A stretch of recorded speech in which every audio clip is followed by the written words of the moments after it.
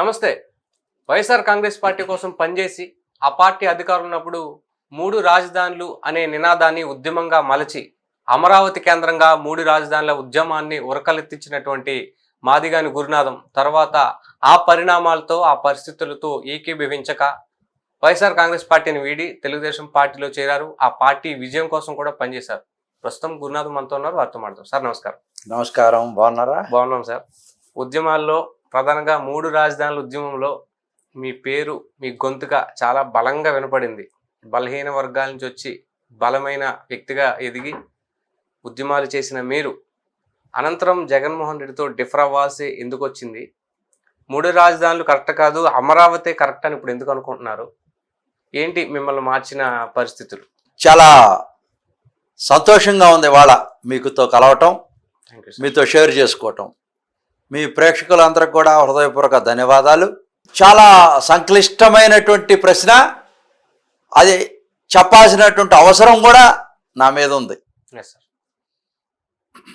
3 రాజధానులు అనేటువంటి దాన్ని నేను ప్రభావితం అవటానికి కారణాలు, నేను స్వతహాగా అంబేద్కర్ వాదిని. ఒకనాడు జగన్మోహన్ రెడ్డి గారు అసెంబ్లీలో మాట్లాడుతూ 2019 డిసెంబర్ 17వ తారీఖు ఐ థింక్, అంబేద్కర్ గారు డీసెంట్రలైజేషన్ ఆఫ్ పవర్ అంటే అధికారాన్ని వికేంద్రీకరించాలా అనే మాట నాకు కూడా ఎప్పుడో అతను న్యాయశాఖ మంత్రిగా ఉన్నప్పుడు ఢిల్లీలోనే ఎందుకు మనం రాజధాని పెట్టాలా, హైదరాబాద్లో కూడా సౌత్ వాళ్ళకు కూడా షేర్ చేయొచ్చు కదా అనేటువంటి మాట నాకు ఎప్పుడు నేను మన్నం చేసుకుంటూ ఉంటా. ఆ నేపథ్యంలో సరే 3 ప్రాంతాలకి సమన్యాయం జరిగితే బాగుంటుంది. ఈ యొక్క డెమోగ్రఫిక్ ఇన్బ్యాలెన్స్ వల్ల మనం 3 సార్లు మద్రాసు నుంచి కర్నూలుకు వచ్చి, కర్నూలు గుంటూరులో హైకోర్టు పెట్టి, కర్నూలు నుంచి మళ్ళా తెలంగాణ ఆంధ్ర కలిసిపోయిన తర్వాత హైదరాబాద్కి వచ్చి, ఇప్పుడేమో 2013లో వాళ్ళందరూ కట్టుబట్టలతో పంపిస్తే తెలంగాణ వాదాన్ని వినిపిస్తే మనం అమరావతికి వచ్చి పడిపోయాము. ఇట్లా బేస్లెస్గా ఉంది కాబట్టి ఒక ప్రాంతాన్ని అభివృద్ధి చేసుకోవటం వల్ల ఇబ్బంది పడుతున్నాం కాబట్టి కట్టుబట్టలతో బయటకు వచ్చామని చంద్రబాబు నాయుడు గారు చెప్పారు. సో మనం 3 ప్రాంతాలకు సమన్యాయం చేస్తే అందరూ హ్యాపీగా ఉంటారు, ఈ ప్రాంతీయ తత్వం రాదు, డెమోగ్రఫిక్ ఇన్బ్యాలెన్స్ అసమతుల్యత రాదని నేను నమ్మి ఆ కార్యక్రమాన్ని చేపట్టి అమరావతి, మందడం, తాళ్ళాయపాలెం జంక్షన్లో ఉద్యమం చేశారు. ఉద్యమం స్టార్ట్ చేశాను, ఉరకలెత్తించాను. అమెరికా దాకా 5 కోట్ల మంది జనాల్లో రింగు అని మోగించాను. అది నా బేస్. చేయటానికి గల కారణాలు ఇవి. తర్వాత నేను ఎందుకు డివేట్ అయ్యానంటే, 3 రాజధానుల ఉద్యమం అన్నా, ఒక రాజధాని అని నేను చెప్పిన తర్వాత, ఒక రాజధాని కాదు 3 రాజధానులు అని చెప్పిన తర్వాత, ఆ నెక్స్ట్ డే 17వ తారీఖు చెప్పాడు డిసెంబరు, 19వ తారీఖు ఇతను అసెంబ్లీకి వస్తున్న నేపథ్యంలో అక్కడ రైతులంతా కలిసి తనను అటాక్ చేశారు. అక్కడ ఉన్నటువంటి మహిళలు, రైతులు అందరు కలిసి, అమరావతి రైతులు మందడంలో బాగా వాటర్ బాటిల్స్ చేశారు, గందరగోళం చేశారు. సీఎం అనేటువంటి ప్రోటోకాల్ను మర్చిపోయారు, అందరూ ఉవ్వెత్తున లేసి. అప్పుడు అతను షాక్ అయ్యాడు. అయిన తర్వాత అసెంబ్లీకి వెళ్ళి తర్వాత నేను 3 రాజధానుల ఉద్యమం పెట్టిన తర్వాత, అన్నా ఇప్పుడు నాకు భరోసా ఇచ్చావు ఇంత పెద్ద ప్రభుత్వానికి, 151 సీట్లు వచ్చినా, ఇంత సెక్యూరిటీ ఉన్నా, ఇంత డీజీపీలు ఉన్నా, ఇంతమంది ఎమ్మెల్యేలు ఉన్నా, ఎంపీలున్నా, నేను ముఖ్యమంత్రినైనా నాకు భరోసా ఇచ్చినటువంటి నేపథ్యం ఎక్కడ కనపడలా. ఇక్కడ నువ్వు టెంట్ వేసి ఉద్యమం చేస్తూ ఉంటే నేను ప్రశాంతంగా అసెంబ్లీకి వెళ్తా ఉన్నాను, నాకు భరోసా ఇచ్చావన్న, హక్కును చేర్చుకుంటానన్నా నిన్ను అని చెప్పి 52,000 పట్టాలు ఇస్తానని చెప్పి పేదవాడికి నేను ఇంకొక మాట నమ్మాను. సిఆర్డిఏలో 5% పేదవాళ్ళకి అన్ని ప్రాంతాల వాళ్ళని ప్రజా రాజధానిగా కట్టుకోవటం కోసం మమేకం అవ్వాలని చెప్పి చంద్రబాబు నాయుడు గారు జీవోలో అప్పుడు మాస్టర్ ప్లాన్లో పెట్టారు. 2014 టైంలోనే 14లో మాస్టర్ ప్లాన్లో పెట్టారు. అది జగన్మోహన్ రెడ్డి గారు ఒక అడుగు ముందుకేసి 52,000 పట్టాలు ఇస్తే కదా, ప్రజలందరూ కలిసి కట్టుకుంటే కదా. అప్పుడు నాకేమందంటే ఎస్సీ ఎస్టీ బీసీ మైనార్టీలు ఎక్కడెక్కడ ఉండేవాళ్ళంతా కూడా వచ్చి అకామిడేట్ అయితే అమరావతిలో బాగుంటుంది కదా అని నేను వాళ్ళ కోసం 52,000 పట్టాలేమని కూడా ఉద్యమం చేశాను. ఇవ్వలేదా సార్? అది ఇచ్చాడు. నేను అక్కడ మాస్టర్ ప్లాన్లో దాదాపుగా 5th జోన్లో ఇవ్వాల. 5th జోన్ అంటే 29 గ్రామాలు, ఏదైతే కోర్ క్యాపిటల్ ఉందో దాని చుట్టుపక్కల గ్రామాలు, శివారు గ్రామాల్లో మొత్తం ఈ 5% ఇవ్వాలి. కానీ 3rd జోన్లో వెలగపూడి దగ్గర అది ఓన్లీ ఫర్ అది ఎట్లా నిర్ణయించారు చంద్రబాబు నాయుడు గారు? సీడ్ యాక్సెస్ రోడ్ దగ్గరలో అది ఇండస్ట్రీస్కి, ఎలక్ట్రిక్ సిస్టంలో డెవలప్ చేయడానికి, తర్వాత ఈ కమ్యూనికేషన్ సిస్టమ్ను, డేటా సెంటర్స్ డెవలప్ చేయడం కోసం ఆ స్థలాన్ని కేటాయించారు. ఒక అడుగు ముందుకు వచ్చి 41A 42 అధికరణ సవరణ చేసి దాన్ని మార్చి నేను 5th జోన్లో ఇవ్వమన్నా. మాకు స్థలాలు కావాలా, ఇళ్ళు కావాలా, ఏదైతే నామ్స్ ప్రకారం ఉందో అది చేయండి అని చెప్పాం. ఆయన ఒక అడుగు ముందుకేసి వైనాట్ మనం సెంట్రల్లో ఉండాలి కదా, ఎస్సీ ఎస్టీ బీసీ మైనార్టీలు ఎందుకు అంటే అతనికి తెలుసు 3rd జోన్లోకి వెళ్తే వీళ్ళు కోర్టుకి వెళ్తారు రైతులు, అది చంద్రబాబు నాయుడు ఆపేశాడని పొలిటికల్ మైలేజ్ తీసుకోవడం కోసం నువ్వు చేసావనేది నాకు తర్వాత అర్థమైంది. మా మీద ప్రేమ కన్నా కూడా నువ్వు రాజకీయ ఎత్తుగడలతో రాజకీయ కోణంలో మా నోట్లో మట్టి కొట్టి పేదవాళ్ళని చెప్పి చెట్టు పేరు చెప్పి కాయలు అమ్ముకొని కులాలను అడ్డం పెట్టి కుక్కమూతి పిందిలాగా మా తాతలు నేతులు దాగారు, మా మూతులు వాసన చూడండి అని చెప్పడం కోసం మమ్మల్ని ఉద్యమం అయితే చేపించావు, నేను ఇచ్చాను. కానీ చంద్రబాబు నాయుడు గారు అడ్డుకున్నారు, రైతులు వెళ్ళి కోర్టులో స్టే తీసుకొచ్చారు. స్టే తీసుకురారా? నువ్వు మాస్టర్ ప్లాన్ డిస్టర్బ్ చేయకూడదు కదా. మాస్టర్ ప్లాన్లో ఇస్తే కరెక్ట్గా ఈ ఇబ్బంది వచ్చేది కాదుగా. అసలు ఆయన విధానమే 3 రాజధానులు కదా. ఆయన మైండ్ లో ఈ అమరావతి స్ట్రక్చర్ లేదు కదా, మరి దానికోసం స్ట్రక్చర్ లేదు అఫ్ కోర్స్. కానీ వాడు కోర్టుకు వెళ్తే స్టే వస్తుందిగా ఖచ్చితంగా. ఇప్పుడు నువ్వు చట్టబద్ధంగా పో, నువ్వు ఇవ్వాలనుకున్నప్పుడు సిస్టమేటిక్గా కరెక్ట్గా చెయ్యి. కానీ నువ్వు వాళ్ళు డెఫినెట్గా వెళ్తారు కదా, 3 రాజధానులు అనేటువంటి ఉద్యమం కోసం కోర్టుకు వెళ్ళారు కదా ఆపమని. అట్లానే దీనికి కూడా వెళ్తారు కదా. నీకు తెలిసి ఇంకొక అంశం నువ్వు చాలా తప్పు చేసావు జగన్మోహన్ రెడ్డి గారు. తర్వాత నాకు తెలిసింది ఈ పరిణామ క్రమంలో, ఒక ముఖ్యమంత్రి నువ్వు, నీకు శాసన మండలిలో మెజారిటీ లేదని తెలియదా? తెలుసు కదా, అందుకే కౌన్సిల్ రద్దు చేసేద్దామనే ఆలోచన కాదా? తెలుసు కదా. శాసనసభలో నువ్వు ప్రవేశపెట్టావు బిల్లు, ఓకే పాస్ అవుద్ది, మెజారిటీ ఉంది. మండలిలో పాస్ కాదని తెలుసు కదా. మన చంద్రబాబు నాయుడు గారు ఇదే రాజధాని అమరావతి 10 ఏళ్ళు హైదరాబాద్ ఉమ్మడి రాజధాని తర్వాత సెంట్రల్ గవర్నమెంట్లో నోటిఫికేషన్ కోసం, రికగ్నైజ్ చేయడం కోసం ఏదైతే ఉందో ఆ కోర్ కమిటీ క్యాపిటల్ సిఆర్డిఏ పరిధిని రాజధానిగా గుర్తించడం కోసం, నోటిఫికేషన్ ఇవ్వటం కోసం, ఢిల్లీ పంపించడం కోసం ఏం చేశారు? తెలివిగల్లోడు, అనుభవజ్ఞుడు చంద్రబాబు నాయుడు గారు ఏకవాక్య తీర్మానంతో పంపించారు. మాకు పలానా అమరావతి రాజధాని అని చెప్పేసి పంపించేసాడు. వాళ్ళు హోమ్ అఫైర్స్, లా మినిస్ట్రీ, కేంద్ర ప్రభుత్వం, రాష్ట్రపతి చేశారు, నోటిఫికేషన్ ఇచ్చేశారు, గజెట్ వచ్చేసింది.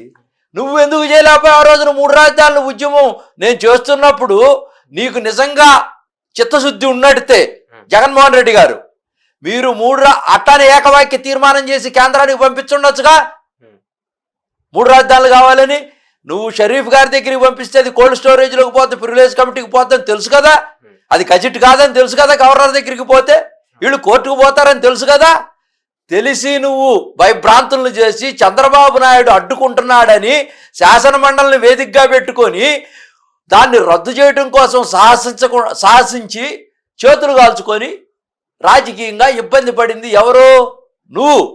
నువ్వు ఇబ్బంది పడుతూ నీకు తెలియనితనంతో, నీకు అనుభవం లేనితనంతో చంద్రబాబు నాయుడు గారితో పెట్టుకొని అనుభవం ఉండవాడితో బొక్కబారుల పడి మమ్మల్ని కూడా అబాసు పాలు చేశావు అని నాకు స్పష్టంగా తెలిసిపోయింది. చట్టమే చేయటం చేతగా అనేటువంటి నువ్వు మమ్మల్ని మభ్య పెడుతూ ప్రతిరోజు రేపు వస్తుందన్నా నేను చేస్తానన్నా వీళ్ళు కోర్టుకు వెళ్తున్నారని మాతో చిలక పలుకులు పలికిస్తూ చంద్రబాబు నాయుడు గారి మీద ఉక్రోషం వెళ్ళగక్కే విధంగా ఎస్సీ ఎస్టీ బీసీ మైనార్టీలు మీకు ఇవన్నీ వైసీపీ అధికారంలో ఉండగానే తెలిసిపోయినాయి, తెలుస్తూ వస్తున్నాయి. వన్ బై వన్ అయినప్పటికీ కూడా మమ్మల్ని మప్పి పెడుతూ ఉండేవాడు చివరిదాకా. వీళ్ళందరి మీద దాడులు చేయండి, సిగ్నల్స్. వీళ్ళు అసలు మనసులో ఓటు పెట్టుకుని పిల్ల కట్టికి రాబోదామని మొగుండు కొట్టి మోసాలకు ఎక్కినట్టుగా, అసలు కొండం దవ్వి ఎలుకను పెట్టినట్టుగా, అసలు ప్రభుత్వం పెట్టుబడిదారి ఉద్యమాలు చేయించచ్చా?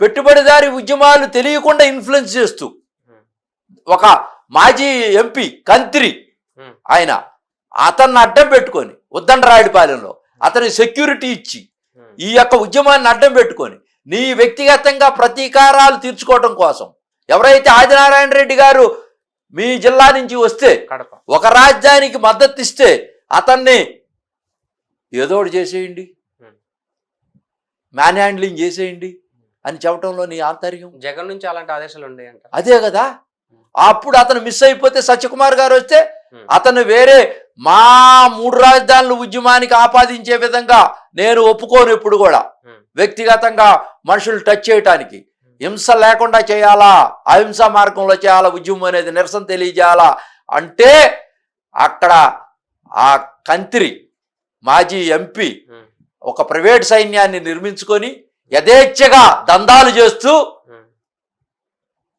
యథేచ్ఛగా స్మగ్లింగ్ చేస్తూ, వైన్, శాండ్, ల్యాండ్, ఉమెన్ అన్నిటిని చెరపడుతూ, ఉమెన్ కూడా అన్నారు మీరు ఇప్పుడు, అన్ని చెరపడుతూ ఒక కాన్వాయ్ని పెట్టుకుని హల్చల్ చేస్తూ, అమరావతిలో దొంగతనాలు చేపిస్తూ, ఆక్రమణలు చేస్తూ, దురాక్రమణలు చేస్తూ, క్వారీలు, ఇసుక, చెడ్జింగు కృష్ణానదిలో చేస్తున్నటువంటి వ్యక్తులు ఒక ప్రైవేట్ సైన్యాన్ని తీసుకొచ్చి సత్యకుమార్ గారిని అటాక్ చేసినటువంటి మాట వాస్తవం కాదా? అదే అప్రజాస్వామ్యం కదా. అదేవిధంగా చంద్రబాబు నాయుడు గారి మీద, అదేవిధంగా లోకేష్ గారి మీద ఉసిగొలిపోయేవాళ్ళు. నేను ఒప్పుకునేవాడు కాదు. బ్లాక్ జెండాలతోనే నేను నిరసన తెలియజేశా కానీ వ్యక్తిగతంగా ఎప్పుడు నేను దూషించలేదు. ఉద్యమం జరిగినంత కాలం కూడా. ఆ రోజున రామోజీరావు గారు, TV5 నాయుడు గారిని, అదేవిధంగా ABN రాధాకృష్ణ గారిని, ఎవరైతే తెలుగుదేశం పార్టీకి ఒక రాజధానికి అండగా ఉన్నారో రైతాంగానికి, అక్కడ ఎవరైతే ఉద్యమం చేస్తున్నారో మహిళలందరినీ కూడా, వాళ్ళందరినీ కూడా ధర్మాధర్మాల గురించి ఈ రోజున మాట్లాడుతూ ఉన్నాడు జగన్మోహన్ రెడ్డి గారు. ఆ రోజున మహిళల మానవ ప్రాణాల గురించి ఆలోచించలేదు, వాళ్ళ యొక్క ఔన్నత్యం గురించి ఆలోచించలేదు, వాళ్ళ ఆత్మగౌరవం గురించి ఆలోచించలేదు. పోలీసులతో యథేచ్ఛగా కొట్టించినటువంటి డ్రోన్లు పెట్టి స్థానాలు చేస్తూ ఉంటే వాళ్ళ దగ్గర ఆ బొమ్మలన్నీ తీసి దారుణమైనటువంటి విషయాలు జగన్మోహన్ రెడ్డి గారు మీకు గుర్తుకు రాదా? ఇవన్నీ నేను చూశాను దగ్గరగా చూసి, అవన్నీ కరెక్ట్ కాదు, ఇవన్నీ దాడులు కరెక్ట్ కాదు, ఈ విధంగా ఇళ్ల మీద కేసులు పెట్టడం కరెక్ట్ కాదు, ఉద్దండరాయుడిపాలెంలో వాళ్ళ ఇళ్ల మీదకు పోయి దాడి చేయడం అనేది కరెక్ట్ కాదు. పులిచిన్న అనేటువంటి వ్యక్తి మీద ఒక రాజధానికి చేస్తూ ఉంటే అతను నరకటం కోసం వ్యక్తిగత కక్షలు పెట్టుకొని ఇతను చేసినటువంటి నందిగం సురేష్ చాలా దారుణాలు చేశాడు. ఆ ప్రాంతం అంతా కూడా అల్లకల్లోలం చేశాడు. అసలు నేను చేయనటువంటి అంశాలని తను చేసినట్టుగా చూపించి ఆపాదించి 3 రాజధానులకి అంటగట్టి ఒక విధమైనటువంటి ఏహభావాన్ని సృష్టించే విధంగా ఉద్యమం అంటేనే ఇట్లా ఉంటుందా అనేటువంటి విధంగా తయారు చేసి జగన్మోహన్ రెడ్డి గారు ఈ యొక్క ఉద్యమం మా అందరిని కూర్చోబెట్టి ఎంతోమందిని మేమందరం అందరితో ఉద్యమాలు చేస్తూ ఉంటే అక్కడికి వచ్చినటువంటి పేదవాళ్ళంతా కూడా ఆకలితో నకనకలాడేవాళ్ళు, పేదవాళ్ళు, లేనివాళ్ళు, ఎస్సీ ఎస్టీ బీసీ మైనార్టీలు అక్కడికి వచ్చేవాళ్ళు. వాళ్ళ అందరికీ ఇచ్చేటువంటి డబ్బులు ఏదన్నా ఉంటే ఆ డబ్బులన్నీ ఇక్కడ బొక్కేసి ఈ యొక్క మాజీ ఎంపీ కంత్రి మొత్తం ఒక అనంతవరంలో ఇసుక క్వారీ ఇచ్చి దాన్ని మెయింటైన్ చేయండి అంటే 100,000 కోట్ల రూపాయలు ఉండవల్లిలో, కొత్తూరు తాడేపల్లిలో వీళ్ళందరూ కలిసి ఎవరైతే అవినాషు, కొడాలి నాని, తలసల రఘురాం, అదేవిధంగా ఈ కంత్రి ఎంపీ, మాజీ ఎంపీ, ఈ సకల శాఖామాత్యుడు సజ్జల రామకృష్ణారెడ్డి, సుబ్బారెడ్డి వీళ్ళందరూ కలిసి ఒక కోటరీగా ఏర్పడి అక్కడ బోడుగుళ్ళు చేసేసి కొండలన్నిటికి గ్రావెల్ దోసేసి దాచేసుకొని దాదాపుగా 30,000 కోట్ల రూపాయలు దారుణంగా సంపాదించినటువంటి నేపథ్యంలో మమ్మల్ని అందరినీ నోట్లో మట్టి కొట్టి మాతో ఉద్యమాలు చేయించి ఎన్నోసార్లు మా ప్రాణాలు పోయేటువంటి పరిస్థితుల్లో అటాకులు జరిగితే అన్నిటిని ఎదుర్కొని ఎండనక వాననక ఆ చలిలో ఆ దుమ్ములో ధూళిలో ఆ ఆ ప్రాంతంలో కూర్చొని ఉద్యమం చేయటం 1375 రోజులు చేసినటువంటి ఉద్యమం ఈ ప్రపంచ చరిత్రలో ఒక వ్యక్తి నా ఉద్యమం నేను చేసినటువంటి ఉద్యమం లీడర్ బేస్డ్ ఉద్యమం. నేను ఒక్కడే పొద్దు నుంచి సాయంకాలం దాకా 1375 రోజులు కరోనాలో కూడా కూర్చొని అక్కడ చేసినటువంటి ఉద్యమం మీరు అందరు చూశారు. మరి ఒక రాజధాని ఉద్యమం అది కేడర్ బేస్డ్ ఉద్యమం, అది రైతుల్లో నుంచి వచ్చినటువంటి ఉద్యమం. దానికి నాయకుడు అనేది ఒకే ఒక నాయకత్వం, అది ఒక రాజధాని అనేది నాయకుడు, వాళ్ళ ఎజెండానే నాయకుడు. ఇక్కడ అట్లా కాదు, 3 రాజధానుల ఉద్యమం అనేది శూన్యం, నాయకుడు అనేవాడు గురునాథమే. ఇప్పుడు ఆ శూన్యం లేదు, గురునాథం లేడు, ఆ ఉద్యమం. ఎస్, ఈ నేపథ్యంలో నేను నిజాలు తెలుసుకొని అతని నుంచి దూరం అవటానికి గల కారణాలు, నేను ఎప్పటి నుంచో ఈ సిగ్నల్స్ ఇస్తానే ఉన్నాను. కానీ ఎప్పటికప్పుడు ఆశ పెడుతూ రేపు వస్తుందన్నా, చేస్తానన్నా, మళ్ళా బిల్లు పెడతానన్నా అని మన ఆశల పల్లకిలో ఊగించి 52,000 పట్టాలు చిత్రం కోసం పట్టాలు ఇచ్చినట్టు ఇచ్చి అది కోర్టుకు పోతే ఆగిపేసినటువంటి దాఖలాలు నేను చివరిదాకా ఈ పేదవాళ్ళ కొంచెం చేస్తున్నాను. కనీసం నేను 52,000 మందికి పట్టాలు ఇప్పించానంటే దేశ చరిత్రలో ఎక్కడా ఒక ఉద్యమంలో జరిగినటువంటి ఎక్కడా లేవు. అది నాకు ఆ సంతృప్తినిస్తుంది. కానీ కోర్టుకు పోయి గందరగోళం చేయటం వల్ల నాలో ఒక విధమైనటువంటి హేయభావం కనపడింది. జగన్ సమర్థుడు కాదు. ఇప్పుడు అమరావతికి అవుట్ రైట్గా సపోర్ట్, ఇంకా అమరావతే నాకు రాజధాని, మా రాష్ట్రానికి రాజధాని మీరు అనుకుంటున్నారా? లేదు జగన్మోహన్ రెడ్డి మరీ పిలిచి అన్న మనం 3 రాజధానులతో ముందుకెళ్తే మావిగంతో ముందుకెళ్దాం అంటే మీ ఐడియాలజీ అని మారుతుందా? అస్సలు యాక్చువల్గా అమరావతిలో ఏం జరుగుతుంది? అసలు యాక్చువల్గా అమరావతిలో అద్భుతమైనటువంటి అభివృద్ధి జరుగుతాం. జగన్మోహన్ రెడ్డి గురించి కూడా చెప్పండి మళ్ళీ ఒకసారి. జగన్ మీకు సన్నిహితుడు కాబట్టి, గతంలో మాట్లాడుకున్నారు కాబట్టి, ఆయనతో కలిసి పనిచేశారు కాబట్టి, అమరావతి కరెక్ట్ కాదు, అంబేద్కర్ ఐడియాలజీ కూడా ఒక విధంగా మీకు గుర్తుంది కాబట్టి, ఈ మావిగన్ అనే దాన్ని కనుక సపోర్ట్ చేయమంటే మీ వెర్షన్ మారదా? మావిగన్ అనేది అతను క్యావిడి పీస్ జగను మాట్లాడకూడదు. ఎందుకంటే that is includes in Amaravati CRDA. Nothing but 29 గ్రామాలు కోర్ క్యాపిటల్. మన బిల్లు పెట్టింది కూడా ఢిల్లీలో గజెట్ చేసిన దాంట్లో సిఆర్డిఏ 87 కిలోమీటర్ల వైశాల్యంలో బాపట్ల దాకా టచ్ అవుతుంది, ఇటు పల్నాడులో టచ్ అవుతుంది సత్తెనపల్లి దాకా, ఇటు వచ్చేసేటప్పుడు జగ్గైపేట, ఇటు వచ్చేటప్పుడు గన్నవరం, ఇటు వచ్చేటప్పటికి తెనాలి, రేపల్ల, ఇటు వచ్చేటప్పుడు బాపట్ల ఇంక్లూడ్స్ కదా. గుంటూరు, మచిలీపట్నం లేదు కదా, మచిలీపట్నం కూడా ఉంది. మచిలీపట్నం సిఆర్డిఏలో నీకు విజయవాడ, గుంటూరు, మచిలీపట్నం ఇవన్నీ ఉన్నాయి కదా. ఇంక ఇంక్లూడ్ అయినప్పుడు నువ్వు కామెడీ పీస్ లాగా మాట్లాడటం ఏంటి? అసలు జోకర్ లాగా ఉండవు జగన్మోహన్ రెడ్డి, నువ్వు జోకరు. ఇప్పుడు నీ అన్ని కూడా ఫేస్బుక్ అన్ని అబద్ధాలే, ఫేస్బుక్లో అన్ని అబద్ధాలే. నీ యొక్క ముఠా మొత్తం కూడా వైసీపీ ముఠా అంతా కూడా ఫేక్ ముఠా. అసలు మీరు చెప్పేదానికి చేసేదానికి అసలు పొంతనే లేదు. నువ్వు మావిగన్ అంటావు, అసలు పిచ్చోడి చేతిలో తోలు తుపాకి లాగా ఉంది అది. అసలు పిట్టల దొరలు వస్తారులే. నేను ఇప్పుడే కృష్ణా దిగాను హెలికాప్టర్ మీద, నాకు 100 బంగారపు షిప్పులు వస్తున్నాయి, మచిలీపట్నం దాకా వచ్చేసినాయి, 1000 వజ్ర వైడూర్యాలు తెస్తున్నాను, నేను ఇప్పుడే ప్రైమ్ మినిస్టర్ని కలిసి వస్తున్నాను, ట్రంప్ను కలిసి వస్తున్నానని ఊదరగొట్టే మాటలు మాట్లాడుతూ ఉంటాడు. అట్టానే ఇప్పుడు పిట్టల ధర దిగి తాడేపల్లి వస్తాడు, పిట్టల ధరలాగా మాట్లాడతాడు, వెళ్ళిపోతాడు. పిట్టల ధరలాగా మాట్లాడతాడు, వెళ్ళిపోతాడు. అయ్యా పిట్టల ధర, నీ తోలు తుపాకి చూసి చంద్రబాబు నాయుడు భయపడిపోయాడు అని చెప్పావు కదా. ఆయన భయపడతాడా? చచ్చిపోతాడని కూడా చెప్తున్నావు కదా. అసలు అతను క్లైమర్ మైన్స్ 2003లో తిరుపతి అలిపిరిలో పేలినాక చనిపోయినటువంటి ఎవడో లేడు ఈ భూమి మీద ప్రపంచంలో. ఒకే ఒక వ్యక్తి ఎవరన్నా బతికి బయటకు వచ్చాడు బట్ట కట్టాడంటే చంద్రబాబు నాయుడు. పైన ఏదో కారు లేచి పడింది, అతను ఒక్కడే బతికి బట్ట కట్టాడు ప్రపంచంలో నాకు తెలిసి. ఆయన దైవాంశ సంభూతుడు. అతను ఏదో కాలజ్ఞానంలో ఏదో చెయ్యాలా, సంథింగ్ స్పెషల్ ఈ దేశం కోసమని దేవుడు పుట్టించాడు అతను.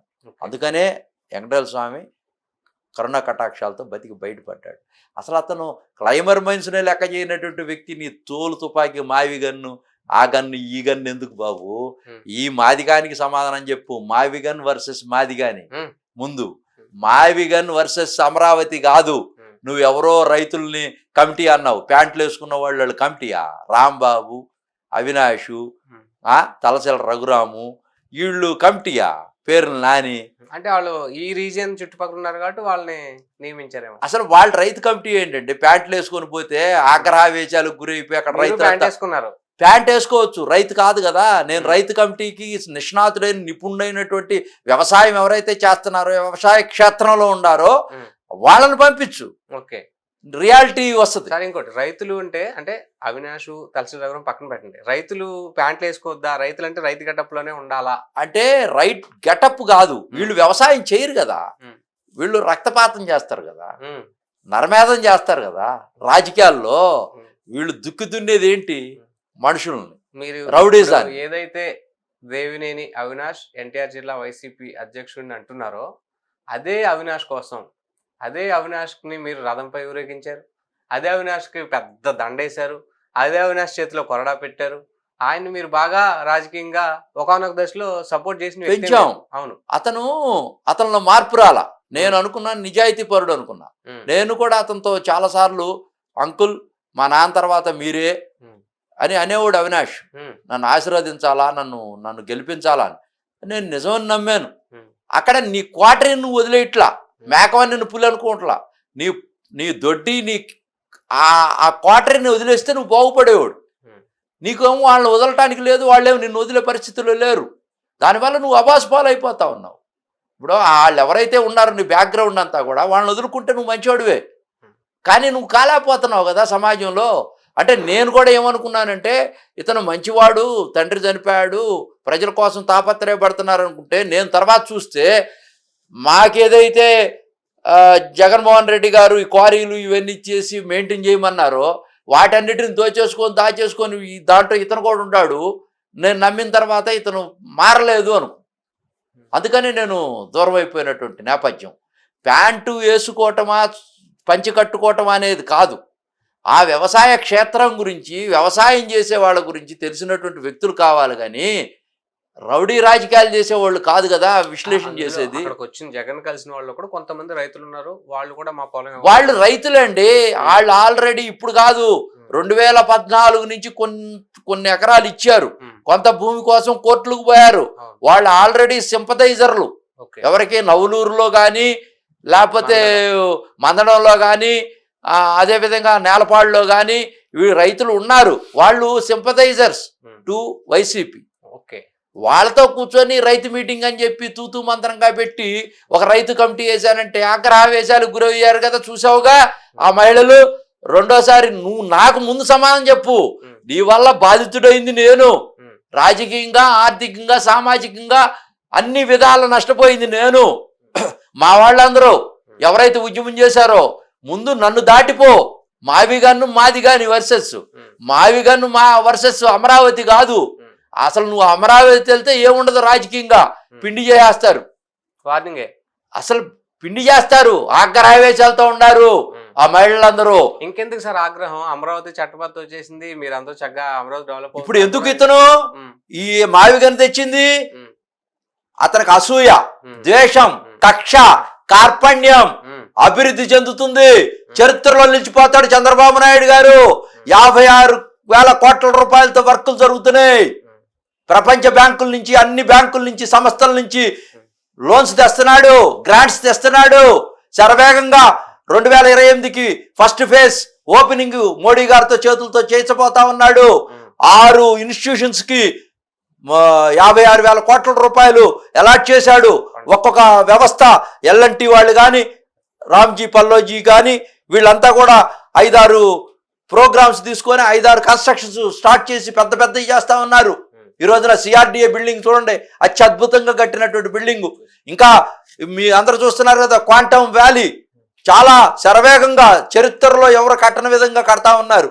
90 కోట్లతో ఈ రోజున దానికి సంబంధించినటువంటి ఎకో సిస్టమ్ను డెవలప్ చేశారు.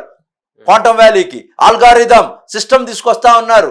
అసలు అమరావతి అత్యద్భుతంగా, అసలు చరిత్రలో ఎవరు ఊహించని విధంగా మీరు చూడండి, హై స్పీడ్ ట్రైన్ అమరావతి నుంచి టచ్ చేసి వెళ్ళిపోతా ఉంది.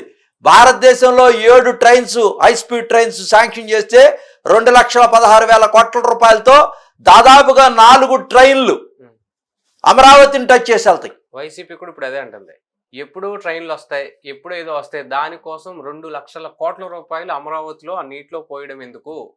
మావిగన్ రెడీగా ఉంది అంటున్నారు. అసలు ఎవరు పెట్టారండి 2,00,000 కోట్ల రూపాయలు? ఈయన చెప్పటమే కట్టు కదా. ఉమ్, ఎవరు పెట్టారు? 56,000 కోట్లతో ప్లానింగ్ చేశారు. 56,000 కోట్లు ఏడీబీ బ్యాంక్ నుంచి, వరల్డ్ బ్యాంక్ నుంచి, అదే ఆర్బీఐ నుంచి వాళ్ళు ఆయన తీసుకొచ్చింది ఏంటి? గ్రాంట్ రూపంలో తీసుకొచ్చాడు. రీపేమెంట్ లేదు, మళ్ళీ కట్టక్కర్లేదు, కట్టాల్సిన అవసరం లేదు. గ్రాంట్ రూపంలో తీసుకొచ్చాడు. లోన్ రూపంలో తీసుకొస్తే రీపే చేయాలా? వాడు గ్రాంట్ రూపంలో తీసుకొస్తున్నాడు. గ్రాంట్ రూపంలో రీపే చేసేది ఉండదు. అయినా కూడా అతను ఇతనకలాగా వరల్డ్ బ్యాంక్ నుంచి డబ్బులు వచ్చినా, రిజర్వ్ బ్యాంక్ ఆఫ్ ఇండియా నుంచి అప్పులు చేయొచ్చు, తప్పు లేదు ఎవరో. కానీ కొన్ని నామ్స్ ఉన్నాయి. చంద్రబాబు నాయుడు గారు ఇక్కడ చేసినటువంటి ప్రతి పైసాకి మౌలిక సదుపాయాలు ఏర్పాటు చేయాలా. ప్రభుత్వంలో అది ఒక ఉంది జీవోలో. ఆస్తులు పెంచాలా. నువ్వు ఆస్తులు పెంచకుండా 2,75,000 కోట్లు, ఒక 100 లక్షల కోట్లు, 3,75,000 కోట్ల రూపాయలు డీబీటీ కొట్టావు కదా డైరెక్ట్ బెనిఫిట్ ట్రాన్స్మిషన్లో. దానికి ఆస్తులు పెంచలేదుగా. మంచిది కాదంటారు, అది అది తప్పు కదా. తప్పు అంటారు. అది మౌలిక సదుపాయాలు పెట్టాలా. అప్పు చేసి పప్పు కూడా తినేయకూడదు. మౌలిక సదుపాయాలు పెట్టాలా. సంక్షేమ అభివృద్ధి కార్యక్రమాలు చేసేటప్పుడు ఏ గవర్నమెంట్ అయినా సరే దానికి ఒక నామ్స్ ఉన్నాయి. దానికి ఆస్తులు పెంచుతూ, సెల్ఫ్ సస్టైనబిలిటీ పెంచుతూ, is doing a business, speed doing the business, self sustainability ఉండాలా, సెల్ఫ్ ఫైనాన్సింగ్ ఉండాలా, తన్ను తాను పోషించుకుంటూ ఈ దేశాన్ని పోషించడం కోసం, జీడిపిలో కంట్రిబ్యూట్ చేయడం కోసం, వరల్డ్లోనే the biggest largest headquarter as a రాజధాని సిటీగా రూపాంతరం చెందడం కోసం ప్రపంచంలోనే. దానికి ఆ విధమైనటువంటి మౌలిక సదుపాయాలు కింద గ్రౌండ్ లెవెల్లో ఏర్పాటు చేయాలా. అవన్నీ చేయకుండా బూడిదలో పోసిన పన్నీరులాగా నీకు అనుభవజ్ఞుడైనటువంటి చంద్రబాబు నాయుడు గారికి, జగన్మోహన్ రెడ్డి గారికి ఎంత వ్యత్యాసం ఉందంటే ఆలోచనలో. మన ఆస్తులు పెంచాలా, ఆస్తులు పెంచాలా. అప్పు చేయొచ్చు, తప్పు లేదు, ఎంత చేసినా ఇబ్బంది లేదు. దాన్నే సెల్ఫ్ సస్టైనబిలిటీ చేయాలా. అది చేసింది చంద్రబాబు నాయుడు గారు. అందుకని అనుభవజ్ఞుడు కావాలన్నారు. అనుభవం లేని నువ్వు ఓట్ల కోసం, దండుకోవటం కోసం పేదవాడికి ఉన్నటువంటి పేదరికాన్ని అడ్డం పెట్టి ఎక్స్ప్లాయిట్ చేసి నువ్వు డైరెక్ట్గా 7 లక్షల రూపాయలు ప్రతి కుటుంబానికి డైరెక్ట్ ఖాతాలో వేసి ఓట్లు వేసుకుందాం అనుకోని రిటర్న్లో నువ్వు చేసినటువంటి తప్పు ఆంధ్రప్రదేశ్ అప్పులో కుప్పగా మారిపోవటానికి కారణం. జీడిపిలో మనకి తలసరి ఒక మనిషి మీద ఈ రోజున 2,45,000 రూపాయలు అప్పు ఉంది. Because of you Jaganmohan Reddy గారు. అయితే ఈ మాట నేనంటుంది కాదు. అమరావతి వల్ల ఎవరికి ఉపయోగం? రాష్ట్ర ప్రజలకి ఏం ఉపయోగం? ప్రజల జీవన ప్రమాణాలు పెరగాలి, కుటుంబాలు బాగుపడాలి, ఆరోగ్యం ఉండాలి, ఊర్లోనే సెక్రటరేట్ ఉండాలి, ఊర్లోనే అన్ని సదుపాయాలు ఉండాలి, మంత్లీ కనుక వాళ్ళకి అమౌంట్ రొటేషన్ జరగాలి ప్రతి ఏడాది కూడా. అమరావతి వల్ల ఎవరికి ఉపయోగం అనేది కూడా ఒక ప్రశ్న వైసీపీ నుంచి. నాది కాదు. అమరావతి అనేది ఉపయోగం అనేది కాదు. అక్కడ ఒక రాష్ట్రానికి తలమానికంగా ఒక రాజధాని ఉండాలా. ఆ రాజధాని అద్భుతమైనటువంటి రాజధానిగా ఉండాలా. గ్రీన్ఫీల్డ్ విమానాశ్రయం 5,000 ఎకరాల్లో కడుతున్నారు. రేపు శాంక్షన్ కూడా చేశారు. ఢిల్లీ డిపిఆర్లు తయారు చేయమన్నారు. ఒక అద్భుతమైనటువంటి పట్టణాన్ని ఇప్పుడు సింధు నాగరికతలో హరప్ప, మోహంజోదారో తెలుసు కదా. మరి ఆ పట్టణాలు ఎందుకు కట్టారంటే అది ఒక చరిత్ర. హైదరాబాదును ఎందుకు కట్టారంటే పిచ్చోడు మాట్లాడినట్టుంది, పిచ్చోడి చేతిలో రాయిలాగా. ఇప్పుడు విశాఖపట్నాన్ని 6,625,000 కోట్ల రూపాయలతో 186 సంస్థలతో ఎంఓయు అయినటువంటి నేపథ్యంలో భోగాపురం విమానాశ్రయం అల్లూరి సీతారామరాజు పెట్టి ఎకోసిస్టాన్ని డెవలప్ చేసి గూగుల్ డేటా సెంటర్ను కూడా తీసుకొచ్చి లుల్లు మాల్తో సైతం అక్కడ ఏర్పాటు చేసేటువంటి 12 దేశాలతో సముద్రం నుంచి కనెక్టివిటీ ఇచ్చి, అమెరికా దాకా అంతరిక్షం నుంచి, అమరావతి దాకా అమెరికా దాకా, అంతరిక్షం నుంచి విశాఖపట్నం దాకా డేటాబేస్ సెంటర్లని క్రియేట్ చేస్తూ కనెక్టివిటీ పెంచడం కోసం 6,35,000 కోట్ల రూపాయలు అసలు నీ జీవిత చరిత్రలోనే ఊహించలేవు జగన్మోహన్ రెడ్డి గారు. ఆ రోజున అమర్నాథ్ అన్నాడు ఐటీ శాఖ మంత్రిగా ఉండి. ఈ రోజున మా నాయకుడు ఉన్నాడు, లోకం తెలిసినటువంటి లోకేష్. ఈ రోజున చూడండి మీరు ఐటీ శాఖలో శరవేగంగా అడుగులు ముందుకేస్తా ఉన్నాడు, ఎంతమందితో ఎంఓయూలు చేసుకుంటా ఉన్నాడు, చరిత్ర సృష్టిస్తున్నాడు. అతను యువగళంలో 23 లక్షల మందికి నేను ఎంప్లాయ్మెంట్ జనరేట్ చేస్తానని వాగ్దానం ఏదైతే చేశాడో దానికి అనుగుణంగా ఈ రోజున విశాఖపట్నంలో దాదాపుగా 5,75,000 ఎంప్లాయ్మెంట్ స్కిల్ డెవలప్మెంట్ ఇచ్చి జనరేట్ చేయడం కోసం 189 సంస్థలతో ఎంఓయూ చేసుకున్నా అంటే ఇది చరిత్ర కాదా? So work is going on నా ప్రోగ్రెస్. 28 కల్లా అసలు వర్క్ తెచ్చినవన్నీ కూడా మొగుడు కొట్టి మోసాలకి ఇచ్చినట్టుగా ఏడ్చేదాని మొగుడు వస్తే నా మొగుడు వస్తాడన్నట్టుగా నేను ఆయన తెచ్చాను, ఈయన తెచ్చాను, నేను రతన్ టాటాని నేను తెచ్చాను, గూగుల్ వాళ్ళని నేను తెచ్చాను, అమెరికా నుంచి పల్లోజీ వాళ్ళని నేను తెచ్చాను, లుల్లు వాళ్ళని నేను తెచ్చాను. ఏం తెచ్చావు? కమిషన్లు కొట్టేసి వాళ్ళని వదిలేసావు. వాళ్ళకి పొలాలు ఇచ్చావా, స్థలాలు ఇచ్చావా? జిఎంఆర్ గారిని తీసుకొచ్చి భోగాపురంలో నువ్వేం చేసావు? 2015లో మేము కొబ్బరికాయ కొట్టింది మేమే, నిన్న గుమ్మడికాయ కట్టింది మేమే. మధ్యలో వచ్చి రెండోసారి మళ్ళీ నువ్వు శంకుస్థాపన చేస్తావా చేసిన దానికే? మరి భూసేకరణ అంతా మా ప్రభుత్వం. భూసేకరణ ఏం చేసావు నువ్వు?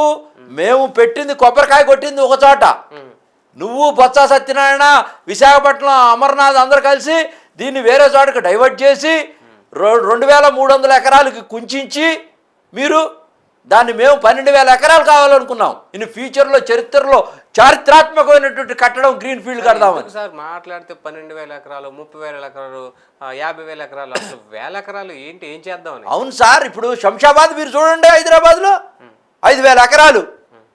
అదే బేగంపేట ఎంత ఉంది? చిన్నది, చాలా చిన్నది కదా. మరి ఇప్పుడు శంషాబాద్ వల్ల ప్రపంచ దేశాలకు కనెక్టివిటీ పెరిగింది కదా. మరి ఇంత అభివృద్ధి ఎక్కడ జరుగుతూ ఉంది? హైదరాబాద్లో. ఇంత చుట్టుపక్కల ప్రాంతాల్లో ఔటర్ రింగ్ రోడ్డు వచ్చింది, తర్వాత ఇంకో రింగ్ రోడ్డు వస్తూ ఉంది. ఇది బాంబే దాకా ఎక్స్టెండ్ అయ్యే పరిస్థితి వస్తుంది హైదరాబాద్ సిటీ.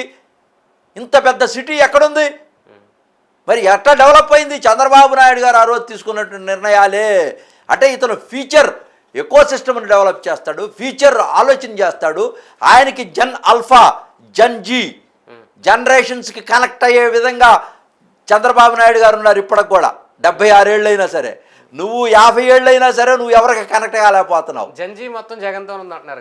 ఎస్, జన్జీ ఉంది, జన్ ఆల్ఫా కూడా రేపు 2047 జగన్తో ఉంది అంటున్నారు. జన్జీ వికసిత్ ఎవరు లేరు, జగన్తో ఎవరున్నారు? కొంతమంది యువకులు పుట్టుకతో వృద్ధులని. జగన్ కూడా ఆ వృద్ధ జంపుకాలకు సంబంధించినటువంటి ఆ లక్షణాలు కలిగి ఉన్నటువంటి జగన్, అతనిలో హావభావాలు కానీ, ఎక్స్ప్రెషన్స్ కానీ, కమ్యూనికేషన్ స్కిల్స్ కానీ, నవ్వుతున్నాడో ఏడుస్తున్నాడో, ఏడ్చేటప్పుడు నవ్వుతున్నాడో, అసలు అర్థం కానటువంటి పరిస్థితుల్లో తను మాట్లాడేటువంటి భాష అర్థం కానటువంటి విధంగా కొట్టుబిట్టాడు చచ్చిపోతా ఉన్నారు ఆంధ్రప్రదేశ్. చింపుకుంటున్నారు కదా సార్ జగన్మోహన్ రెడ్డి కోసం, చొక్కా విప్పి మరి గుండెలు. అది అతను ఏం చేస్తున్నాడంటే, కొంతమంది యువత తను రఫా అని చెప్పేసి రక్తపాతం సృష్టించాలని చెప్పి ఒక విధంగా కుర్రాళ్ళని రెచ్చగొట్టి ఈ డబ్బులు ఇచ్చి వాళ్ళని తీసుకొచ్చి కొన్ని ప్లాన్డ్గా ఒక డ్రామా సిస్టంలో చేస్తున్నాడే తప్పించి రియాలిటీ లేదు అక్కడ. అంత చొక్కాలు ఇప్పుకొని ఇప్పుడు ఎగరసివ్గా ఏముందని ఎగురుతున్నారు. వాంటెల్ని దే ఆర్ క్రియేటింగ్. నీకు ప్రోటోకాల్ ఉంటే ప్రజల కోసం ఉపయోగించాలా? నువ్వు ఒక ఇంపార్టెంట్ పర్సన్వి, ప్రజలు సావటం కోసం ఉపయోగించకూడదు. నువ్వు హల్చల్ చేయటం, ఈ శాంతి భద్రతలను విఘాతం కలిగించటం, ఇదంతా ఏంటి అసలు చాలా దారుణమైనటువంటి అంశం కదా. అసలు మా లోకేష్ గారు చూడు ఎంత సింపుల్సిటీగా ఉన్నారు. ఇప్పుడు ముఖ్యమంత్రి ఎంత తగ్గించుకున్నాడు తను. ఇప్పుడు నువ్వు ఉన్నప్పుడు 200 మంది నీకు సెక్యూరిటీ, ఇప్పుడు చంద్రబాబు నాయుడు గారికి 40 మంది. జగన్కి జనం ఎక్కువ వచ్చేస్తున్నారు, చంద్రబాబు నాయుడుకి లోకేష్కి జనాలు సరిగ్గా రావట్లేదు కాబట్టి జనం ఎప్పుడు తగ్గలేదండి. మేము ప్లాన్డ్గా కూలీకి డబ్బులు ఇచ్చి, బిర్యానీ పొట్లాలు ఇచ్చి, మందు ఇచ్చి తెచ్చుకోము. ఉన్నటువంటి న్యాచురల్గా ఏదైతే జనాలను ఇబ్బంది పెట్టకుండా ఆ కార్యక్రమం చేసుకొని మేము పోతాం. కానీ ఆర్భాటాలు మాకు అవసరం లే. నీకు అవసరం నువ్వు ఈ జనాలను పోగేసుకురావటం, డబ్బులు ఇవ్వటం, పేదవాళ్ళని తీసుకురావటం, వాళ్ళ మందు బాటిల్ ఇవ్వటం, బిర్యానీ పొట్లాలు ఇవ్వటం, వీళ్ళందరూ మందు ఇచ్చి. మీరు చూసుకోండి మరి జగన్ కోసం, జగన్ అభిమానులు అందరూ కూడా ఆయన కోసం స్వచ్ఛందంగా వచ్చేవాళ్ళు ఉంటారు. స్వచ్ఛందంగా ఆయన ఉంటే ఎక్కడికి వెళ్తే అక్కడికి వాళ్ళు వస్తారు. ఎంతమంది ఉంటారండి?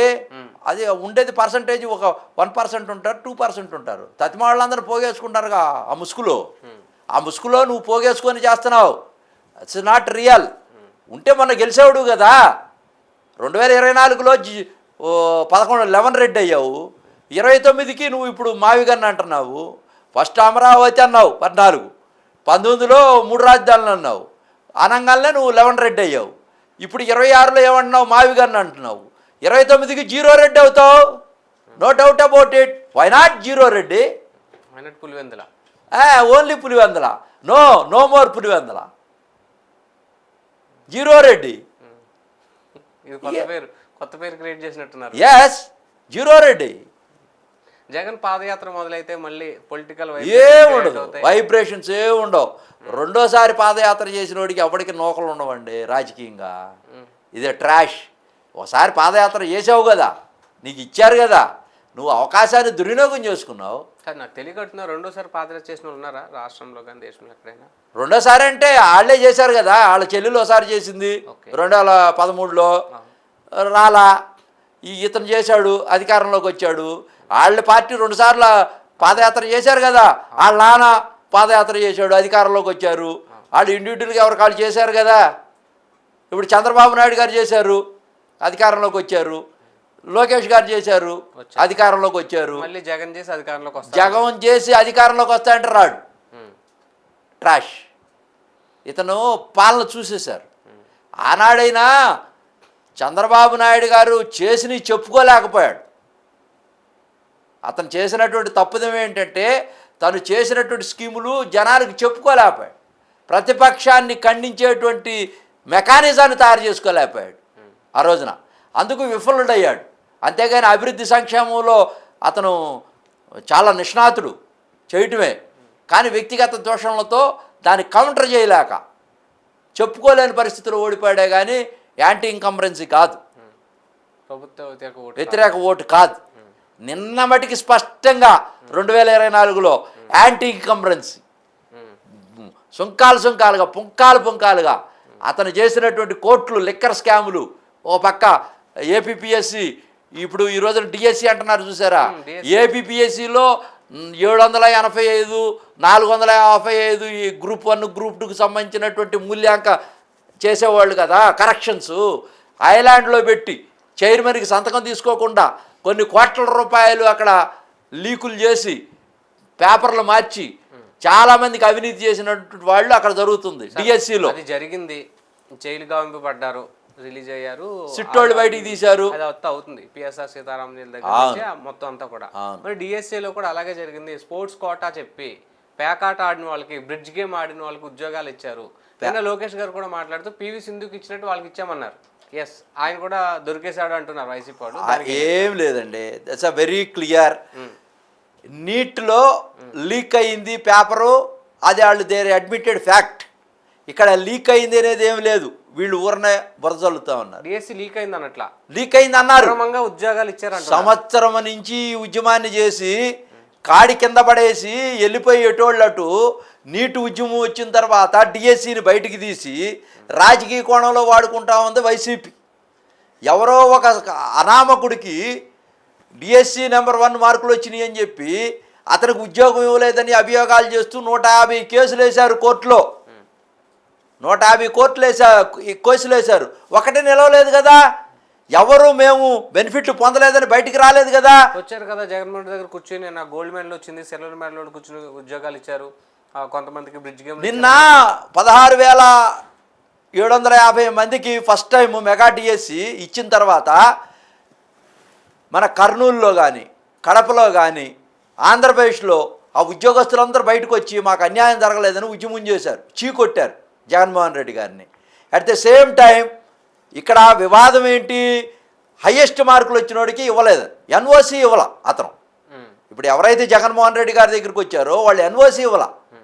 ఆ తర్వాత ఈ కోటాలో పీటీలకి ఎవరికైతే ఇచ్చారో అదివరకు గవర్నమెంట్లో ఎప్పటి నుంచో జీవో ఉంది, వితౌట్ కండక్టింగ్ ఎగ్జామినేషను వాళ్ళని సెలెక్ట్ చేసి పీటీలుగా ప్రమోట్ చేయొచ్చు డిఎస్సిలో అని ఉంది. కానీ వాళ్ళకి ఉద్యోగాలు ఇస్తూ కండిషనల్గా సబ్జెక్ట్ కండిషన్ ఒకటి పెట్టి మీరు ఎగ్జామ్కి అటెండ్ అవ్వాలి బాబు అని చెప్పి ఒక జీవోను కూడా రిలీజ్ చేయడం జరిగింది. ఓకే, ఎగ్జామ్ అక్కర్లేదన్నా కూడా ఎగ్జామ్ పెట్టారు. ఎగ్జామ్ పెట్టాం. అయినప్పటికీ కూడా ఇంకా 40 పోస్టులు మిగిలిపోయి ఉన్నాయి. మేమే కనుక దొడ్డిదారులో అనర్హుల్ని కనుక నింపాలనుకుంటే 40 పోస్టులు ఎందుకు ఆపుతాం? అవినీతి చేసి ఉంటే మిస్టర్ జగన్మోహన్ రెడ్డి దీనికి సమాధానం చెప్పు. ఊరినే బురదలటం కాదు. అదేమంటే సిబిఐ అంటారు. సిబిఐ అంటే వీళ్ళకి వెన్నతో పెట్టిన విద్య. పరిటాల రవి సరిపోయిన దగ్గర నుంచి కూడా సిబిఐ సిబిఐ సిబిఐ సిబిఐ అంటారు. ప్రతి దాంట్లో మేనేజ్ చేయడం బాగా సిద్ధాస్తులు సిబిఐని. Easy tackling. సిట్టు ఉంటే సిట్టు గురించి మాట్లాడరు, రాష్ట్ర ఔన్నత్యం గురించి మాట్లాడరు, సిఐడి ఉంటే సిఐడి గురించి మాట్లాడరు. సార్, సిట్టు సిఐడి ఇప్పుడు ప్రభుత్వం చేతుల్లో ఉంటాయి. సిబిఐ అయితే నిష్పక్షపాతంగా దర్యాప్తు జరుగుతుంది. అట్లా ఎందుకు ఉంటుంది సార్? సిబిఐని మొత్తం నిష్పక్షపాతంగా ఉంటే గొడ్డలి పార్టీ గొడ్డలితో చంపేసి వాళ్ళ బాబాయిని వివేకానంద రెడ్డిని సిబిఐ అదే ఇక్కడికి వస్తే వాళ్ళ తమ్ముడిని అరెస్ట్ చేయడం కోసం కర్నూలులో హల్చల్ చేసి స్టేట్ గవర్నమెంట్ ద్వారా కేసులు పెట్టించారా లేదా వాళ్ళ మీదే? సిబిఐ మీదే నిలువరించారు కదా సిగ్గుని. అసలు ఇప్పటికీ తేలలేదు కదా. అంటే మేనేజ్ చేయడం ఈజీ. వీళ్ళు సిబిఐని కూడా మేనేజ్ చేయగలరు. వీళ్ళు చేస్తారు. ఎందుకంటే పరిటాల రవి కేసులో బట్టబయలు పబ్లిక్లో సెక్యూరిటీ ఉండగా హత్య చేసి హతమార్చి బాంబులేస్తే జగన్మోహన్ రెడ్డి గారు చేయిస్తే తన తండ్రి గారు సిబిఐకి ఇస్తే క్లీన్ చిట్ ఇచ్చారు. ఇంతకన్నా దెయ్యాలు వేదాలు వల్లిచ్చినట్టుగా లేదా? అసలు చట్టాన్ని వాడి చేతిలోకి తీసుకొని అసలు చట్టం తన చుట్టం చేసుకొని 17 కేసుల్లోనూ ఉండి సిబిఐ నీ మీద కేసులు పెట్టి 16 నెలలు జైలుకి పంపించి ఈడీ అటాచీలు చేసి కిట్పోకో కింద నిన్ను మీద అభియోగాలు మోపితే ఇప్పటికీ దిక్కు లేదు. నువ్వు కోర్టుకి వెళ్ళట్లేదు. ఎన్నిసార్లు డిశ్చార్జ్ పిటిషన్ వేసావు? దాదాపుగా 2800 డిశ్చార్జ్ పిటిషన్స్ వేసినటువంటి ఏకైక వ్యక్తి ఇండియాలో ఎవరు లేరు. సార్, ఇంకొకటి, ఇప్పుడు అదే జగన్మోహన్ రెడ్డి వ్యవస్థలు మేనేజ్ చేయాలనుకుంటే 5 ఏళ్ళు అధికారులు ఉన్నప్పుడు ఎందుకు ఆ కేసులు కొట్టించుకోలేదు? ఏ కేసుల్ని? అసలు కేసులు ఎక్కడ ఉన్నాయండి సార్? వాటి గురించి పెద్ద ఆలోచించేవాళ్ళు ఎవరు ఉండారు? అది ఆల్మోస్ట్ ఆల్ స్లీపింగ్ మూడ్లోనే ఉన్నాయి. లేకపోతే ప్రతి శుక్రవారం వెళ్ళాల్సిన వాడు వెళ్తున్నాడా? అసలు కోర్టులకు వెళ్తున్నాడా? డిశ్చార్జ్ పిటిషన్స్ వేయడమే సరిపోతుంది. అసలు ఇన్ని వేల డిశ్చార్జ్ పిటిషన్స్ వేసినటువంటి ఇండియాలో చరిత్రలో నిలిచిపోయేటువంటి వ్యక్తి ఎవరన్నా ఉండారంటే ప్రపంచంలో ఈజ్ మిస్టర్ జగన్మోహన్ రెడ్డి గారు. కోర్టుల్లో ఏంటిది? What is this? ఇదంతా న్యూసెన్స్. సో అతను చెప్పేటువంటి మాటలకి చేసేటువంటి పనులకి చాలా తేడా ఉందండి. అసలు అతను బాడీ లాంగ్వేజే సరిపోవట్లేదు. అసలు రాజకీయాలకి is not fit for politics. కేవలం సొంతంగా పార్టీ పెట్టచ్చు సార్. ఆ డబ్బులు ఎక్కడి? నాకివ్వమనండి. ఒక 2000 కోట్లు నాకివ్వమనండి. నేను కనీసం ఒక 20 మందిని 25 మందిని గెలిపించి మిత్రపక్షంతో ఉండి గవర్నమెంట్లోకి చేరతాం, రాజ్యాధికారం తీసుకువైపు వెళ్తాం. ఇవ్వండి 2000 కోట్లు చాలు. నాకున్నటువంటి వాగ్దాటికి, నాకున్నటువంటి కాన్సెప్ట్కి, ఏంది బహుజనవాదం అనే దాంతో రాష్ట్రంలో పెను మార్పులు, రాజకీయ ముఖ చిత్రాన్ని మారుస్తాం. డబ్బులు లేక సమాజంలో చేయలేక కాదు, అనుభవం లేక కాదు, అర్హతలు లేక కాదు, సమాజంలో ఆర్థిక పరిపుష్టి లేదు. ఇప్పుడు ఉన్నటువంటి నవనడేస్ పాలిటిక్స్లో నిజాలు మాట్లాడుకోవాలా. 2000 తీసుకుంటున్నటువంటి వాటరు అటు 2000 ఇటు 2000 తీసుకుంటుంటే 100,000 కోట్ల రూపాయలు ఖర్చులు అవుతూ ఉంటే అసలు ప్రజాస్వామ్యం ఎక్కడ మనగలుగుద్ది? పేదవాడు రాజ్యాధికారం తీసేపు ఎప్పుడు వెళ్తాడు? జగన్మోహన్ రెడ్డి గారికి అసలు డబ్బులు ఎక్కడి నుంచి వచ్చినాయి పార్టీ పెట్టడానికి? కిట్పోకో చేయకపోతే 5 లక్షల కోట్లు దోచేయకపోతే అసలు ఈ డబ్బులన్నీ ఎక్కడి నుంచి వస్తున్నాయి నీకు? ఒక సామాన్యుడు కూలీ చేస్తే నాలాంటి వాడు 44 సంవత్సరాల నుంచి రాజకీయాల్లో ఉంటే కనీసం ఈ రోజున ఒక ఎమ్మెల్యేకి పోటీ చేయాలంటే ధైర్య సాహసాలు లేనటువంటి వ్యక్తిగా మిగిలిపోయామంటే ప్రజాస్వామ్యంలో, ఈ ప్రజాస్వామ్యంలో ప్రభుత్వాలు తలదించుకోవాలా? సిగ్గుతో తల ఉంచుకోవాలా? ఈ సొసైటీ సమాజం సిగ్గుతో తల ఉంచుకోవాలా? నేను సిగ్గుతో తల ఉంచుకోవాలా? జగన్మోహన్ రెడ్డి గారు ఎటుపోతుంది? అసలు ఏం క్రియేటివిటీ ఇది? ద బ్యూటీ ఆఫ్ ది డెమోక్రసీలో ఓట్లు కొనుక్కొని ప్రభుత్వాల్లోకి వచ్చి ప్రభుత్వాలు పరిపాలనలో ప్రజాస్వామ్యం ఉందా? సమోసాలో ఆలు ఎంత నిజమో లల్లు ప్రసాద్ యాదవ్ లేకుండా ఏంటి, మైసూర్ పాకులో మైసూర్ ఉండటం అనేది ఎంత నిజమో, ఈ డబ్బులతో ప్రజాస్వామ్యంలో కొనుక్కొని కొనుగోలు చేసి ప్రభుత్వాలు పరిపాలన చేస్తున్నటువంటి ఈ ప్రభుత్వాలు దెయ్యాలు వేదాలు వాళ్ళు ఇచ్చినట్టుగా ధర్మాధర్మాల గురించి మాట్లాడటం ఇది న్యాయమా? ఆ ధర్మం గురించి మాట్లాడేవాడైతే జగన్మోహన్ రెడ్డి గారు పురంధేశ్వరి గారి గురించి ద్రౌపది మైసభలో పరాభవం చేస్తున్నప్పుడు ఈ కర్ణుడు ఆ ధర్మం గురించి ఆ రోజున మాట్లాడుంటే బాగుండేది కదా.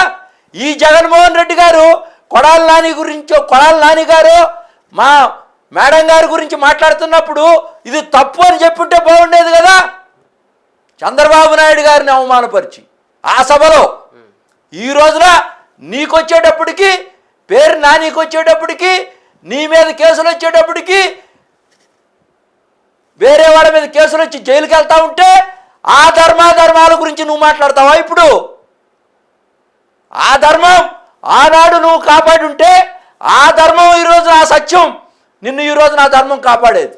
ఆయన ఎవరిని కూడా దూషించమనో లేదా ఆయన ప్రోత్సహించిన పరిస్థితి లేదు కదా సార్. వాళ్ళు ఆనాడు కూడా కర్ణుడు కవచకుండలాలతో పుట్టి శల్య సారథ్యంలో అర్జునుడు కొట్టేటప్పుడు అర్జున నేను ఈ రథం చక్రాన్ని ఎత్తుతున్నాను, అధర్మం నా చేతిలో బాణాలు లేవు, అధర్మ యుద్ధం చేయకూడదనంటే ఇది ధర్మం కాదంటే ఇది ధర్మయుద్ధం కాదంటే అప్పుడు కృష్ణుడు చెప్తాడు ఆనాడు నువ్వు ధర్మాన్ని కాపాడకుండా ఇప్పుడు నీ ప్రాణం మీదకి వచ్చినప్పుడు ఈ ధర్మం గురించి మాట్లాడుతున్నావు మిస్టర్ కర్ణ, కొట్టు, చంపేవాడెవడు చంపించేవాడెవడు నేను చెప్తున్నాను, దుష్ట శిక్షణ శిక్ష రక్షణ చేయి కొట్టు అన్నాడు, కొట్టాడు. అట్లానే జగన్మోహన్ రెడ్డి కూడా ఈ రోజున ఇవన్నీ నేర్పించింది ఆయనే. ఎట్లా చేయాలా, ఎట్టా పీచమనచాలా, ఎట్టా మోసాలు చేయాలా, ఎట్టా వన్ మ్యాన్ షో చేయాలా, ముఖ్యమంత్రి అయితే అధికారాలన్నీ కూడా సెంట్రలైజ్ చేసుకొని అనుభవించాలా, ఎట్టా బుల్డోజ్ చేయాలా, కలబడాలా నిలబడాలా బుల్డోజ్ చేయాలని ఆ ఉన్నటువంటి ఆ ఆవేదన జగన్మోహన్ రెడ్డి పతనానికి నాంది ప్రస్తావన. అతను నేర్పించిపోయాడు విద్య అంతా కూడా. ఈ రోజున మేము తప్పులు చేయట్లేదు, చేస్తున్నారు, అది ప్రజాస్వామ్య వ్యవస్థలో అక్రమ అరెస్టులు చేస్తున్నారు, చట్టము తన పని తాను చేసుకొని పోతా ఉంది, ఎవరు లేదు. రెడ్ బుక్ అన్నాం. రెడ్ బుక్ అంటే ఆనాడు అతను పెట్టుకుంది ప్రజాస్వామ్యతంగా రాజ్యాంగబద్ధంగా. రెడ్ బుక్ అనేది ఏంటంటే ఎవరైతే తప్పులు చేశారో ఆఫీసర్లు వాళ్ళ పీచ మనచడం కోసం రెడ్ బుక్ అన్నాడు. యాక్సిడెంట్ కేసుకి మర్డర్ సెక్షన్ పెట్టొచ్చా సార్? యాక్సిడెంట్ కేసుకి మర్డర్ సెక్షన్ పెట్టొచ్చా? వాంటెన్లీ చేశారు అనిపిస్తా ఉంది. అక్కడ ఎక్కడ అయింది? నువ్వు యాక్సిడెంట్ చేసావు, ఓకే బాగానే ఉంది. Why are escape from that place?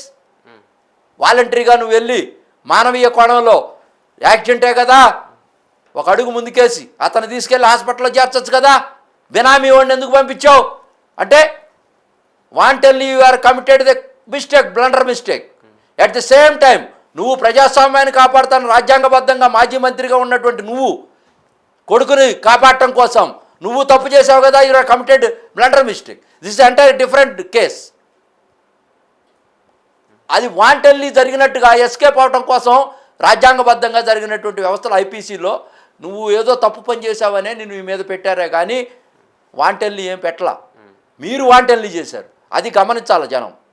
Sir కూటమి ప్రభుత్వం వచ్చింది, ఒకవైపున అభివృద్ధి చేస్తామని చేస్తున్నారు, కొంచెం పథకాలు ఇస్తున్నారు. సూపర్ 6 గురించి మళ్ళీ మాట్లాడదాం. ఇళ్లపైన దాడులు, పెట్రోలు ప్యాకెట్లు, గంటల పాటు ఆలోచన లేకుండా ఏదో సడన్గా వచ్చేసి అటాక్ కాదు, ప్లాన్డ్ అటాక్. ఎలా సమర్థించుకుంటారు? ఎన్నికల నాటికి ఇవన్నీ చర్చకు రావా? జగన్మోహన్ రెడ్డి విధ్వంసం మీరే చెప్తున్నారు, ఓకే, మరి ఇవి కూడా డిస్కషన్లోకి వస్తాయి కదా. జోగి రమేష్ అనేటువంటి వ్యక్తి తన కోడల్ని అమానుషంగా, తన కోడల విషయంలో అమానుషంగా ప్రవర్తించినటువంటి తీరుతెన్నులు ప్రజలందరూ కూడా చూశారు. ప్రజల్లో ఆగ్రహావేశాలు బయటకు వచ్చినాయి. నువ్వు జోగి రమేష్ గారు నువ్వు గతాన్ని మర్చిపోతా ఉన్నావు. చంద్రబాబు నాయుడు గారి ఇంటి మీదకు పోయావు అధికారంలో ఉండగా మంత్రి కోసం. ఏదో వినతపత్రంకి ఎవరికన్నా నువ్వు గవర్నమెంట్లో ఉండి వినతపత్రం ఎవరన్నా ఇస్తారా? దెయ్యాలు వేదాలు వల్ల ఇచ్చినట్టేగా నువ్వు చెప్తుంది. ఇది కరెక్టా? మీరు చెప్పండి సూటిగా, నేను ప్రశ్నిస్తా ఉన్నాను. ఒక గవర్నమెంట్లో ఉన్నటువంటి శాసనసభ్యుడు రిప్రజెంటేషన్ ఇవ్వడానికి వెళ్ళాను, ప్రతిపక్షంలో ఉన్నటువంటి చంద్రబాబు నాయుడుకి ఎందుకు ఇస్తాడంటే రిప్రజెంటేషను? ఒక 4 రోజుల తర్వాత మంత్రి అయ్యావు కదా నువ్వు. ఎవడన్నా ఇంటి దగ్గరికి వెళ్తాడా? తెలుగుదేశం పార్టీ ఆఫీస్ ఉంది, ఆయనకు ఒక ఆఫీస్ ఉంది, అక్కడ పోయి ఇస్తారు. ఇంటి మీదకి అంతమంది జనాన్ని వేసుకొని ఒక రిప్రజెంటేషన్ ఇవ్వడం కోసం ఎందుకు వెళ్తావు? నువ్వేమన్నా ఉద్యమకారుడు కాదు కదా, ఒక శాసనసభ్యుడు, బాధ్యత కలిగినటువంటి శాసనసభ్యుడు. అటాక్ ఎందుకు జరిగింది అక్కడ? ఎందుకు జరిగింది చెప్పమనండి. వాంటెన్లీ నీ మంత్రి కోసం నువ్వు పన్నాగం పన్ని జగన్మోహన్ రెడ్డి దగ్గర మార్కులు కొట్టేయటం కోసం, చంద్రబాబుని హతమార్చడం కోసం వెళ్ళావు. నువ్వు రౌడీ, నువ్వు రియల్గా పొలిటికల్ రౌడీ. నువ్వు అక్కడ హతమార్చడం కోసం, మార్కులు పొందడం కోసం వెళ్ళావు. అది ప్లాన్ సక్సెస్ అవ్వాలి. అడ్డుకున్నారు తెలుగుదేశం వాళ్ళు, అడ్డుకున్నారని యాగి చేసావు. అంటే ఆపుకుంటారు కదా, సెల్ఫ్ రెస్పెక్ట్, సెల్ఫ్ సస్టైనబిలిటీ ఉండాలి కదా, రక్షణ ఉండాలి కదా, మనిషిని కాపాడుకోవాలి కదా. సార్ ఈ ఇళ్ల మీద దాడికి సంబంధించి డైవర్ట్ అయిపోయింది. ఇళ్ల మీద ఎందుకు చేశారో దాడి అంటే, నీకు ఇంటి దగ్గరికి నిరసన వ్యక్తం చేయడానికి వస్తే నువ్వు ఏం చేసావు? నీ గుండాలను పెట్టుకొని వీళ్ళందరి మీద దాడి చేయించావు.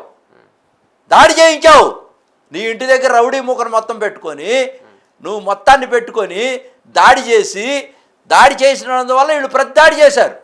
తప్పేముంది? వాళ్ళ సెల్ఫ్ సస్టైనబిలిటీ కోసం, వాళ్ళ రక్షణ కోసం. ఇప్పుడు వాళ్ళు నిరసన తెలియజేయాలని వెళ్ళారు. నిరసన తెలియజేయాలని వెళ్ళిన వాళ్ళని నువ్వు రెచ్చగొట్టావు.